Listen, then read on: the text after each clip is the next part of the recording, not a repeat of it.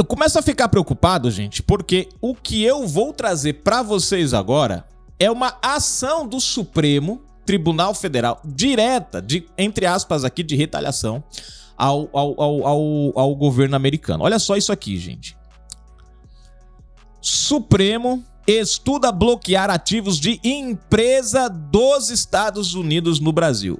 Eu tenho uma pergunta para fazer para vocês, gente. Aonde nós vimos, e eu tô procurando, inclusive, até países autoritários isso aqui, uma Suprema Corte atuar nesse contexto aqui que a gente tá vendo.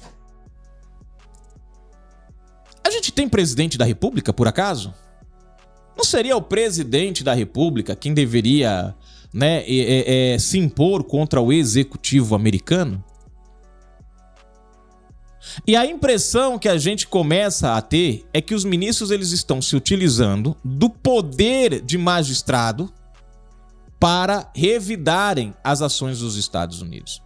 E aí, gente, isso foge da questão soberana. Porque quem defende a soberania de um país é o executivo e os militares, não o judiciário. Quem entende do contexto de soberania sabe. Lamentavelmente, a esquerda ela trabalha com a ideia de que a soberania, o qual parte da militância não tem conhecimento, eles colocam como soberania como se fosse o ato do Brasil poder fazer o que quiser, como ele quiser, da forma que ele quiser, aonde ele quiser, com quem ele quiser e ninguém poder dar pitaco. E soberania não é isso, gente. Porque para ser soberano existem contrapartidas. Um país tem que respeitar outro país. Um país como o nosso, que começou os seus ataques aos Estados Unidos através das plataformas e agora está vivendo a reação disso, não pode dizer que está sendo atacada a sua soberania. Porque as decisões dos Estados Unidos, elas são aplicadas na jurisdição americana. Em tudo, ela não invadiu a nossa jurisdição. Ela invadiu? Ela mandou prender alguém aqui no Brasil? Ela mandou colocar alguém... Ó, pra você ver, gente. Ó, nem isso eles fizeram, nós fizemos. Ela mandou colocar alguém na Interpol? Não.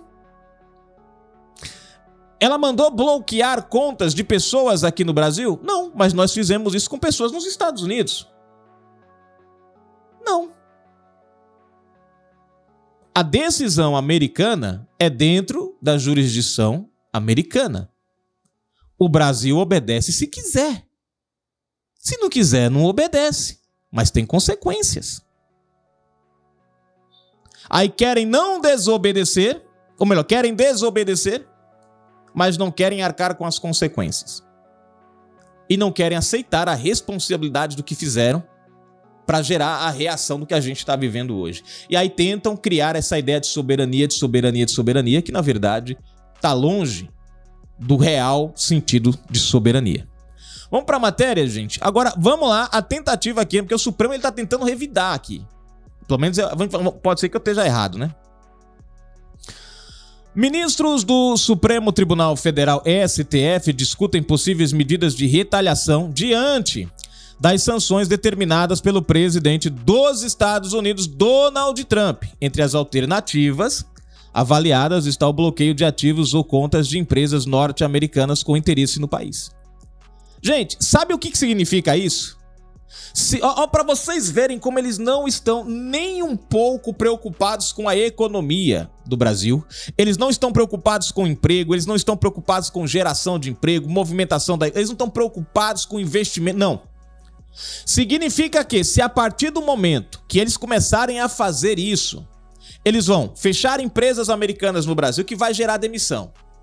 Eles vão bloquear contas de ativos aqui no Brasil, que vai gerar dificuldade para as empresas se movimentarem economicamente. Ou seja, capital de giro vai ficar parado, dinheiro de investimento vai ficar parado, as empresas não vão ter como pagar salários. Resumindo, os camaradas vão pegar o beco e sair do Brasil, deixando milhares de pessoas desempregadas. Só que aí isso tem um efeito cascata, porque outros países que têm negócio com os Estados Unidos, que movimenta o dólar, o que eles vão entender? Falou, cara, os Estados Unidos vai reagir. Isso significa que o Brasil vai ter uma grande perca econômica. Eu vou tirar o meu de lá também. Então até quem não é dos Estados Unidos, mas é lá de fora, preocupado com o respingo disso daí, vai tirar seus investimentos do Brasil, como já está acontecendo. Antes mesmo da Lei Magnitsky, com as atuais decisões do ministro da Fazenda, todo mês a gente tem um saldo alto de investimentos sendo retirados do Brasil. De acionistas estrangeiros, de investidores estrangeiros saindo do Brasil. Nós estamos batendo recorde em cima de recorde de saída de dinheiro do Brasil, de investidores. Isso aqui vai causar isso aqui no país. Então veja, para se autoprotegerem, eles estão tomando uma decisão sem se preocuparem com a questão econômica. É mais com o cargo. Afinal de contas, não importa, a gente paga o salário deles. Custe o que custar. Eles põem IOF, eles põem taxa disso, taxa as blusinhas, tá? Vai taxando tudo. A gente precisa comer, a gente precisa vestir, a gente precisa calçar, a gente precisa beber. Alguns querem jogar. Olha a jogatina que foi trazida para o Brasil. Gente, as pessoas não enxergam, não veem o que está acontecendo. Nós tornamos legal as bets no Brasil, a jogatina, uma coisa que destrói famílias. O que mais a gente viu nos últimos dias foram pessoas tirando a própria por conta dessas... Aumentou o número de pessoas fazendo isso. Depois dessa coisa, dessas bets... Tudo com o intuito de quê? De arrecadar dinheiro do povo. Segundo a apuração do jornal O Globo, a medida ainda é uma hipótese, mas já foi mencionada por ministros em conversas com interlocutores na semana passada. Não houve detalhamento sobre quais companhias ou instituições poderiam ser afetadas.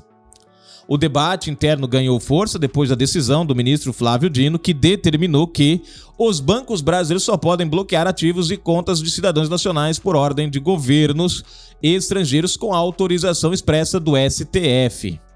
É bom lembrar que Flávio Dino voltou ontem, isso ele fez na segunda-feira, quando foi ontem ele veio se explicar. Não, menino, foi isso não que eu disse, seu cabra, oxente. Não, oxente não é do Maranhão não, né? Oxe, bichinho não. Mas bichinho é do Maranhão, bichinho é do Maranhão. Também. A decisão de Dino, descrita como uma forma de bloquear os bloqueios, surgiu depois de reuniões de integrantes da corte com representantes do setor bancário. Vou ler para vocês de novo, para vocês verem como eles estão atuando em causa própria. A decisão de Dino, descrita como uma forma de bloquear os bloqueios, surgiu depois de reuniões de integrantes da corte com representantes do setor bancário.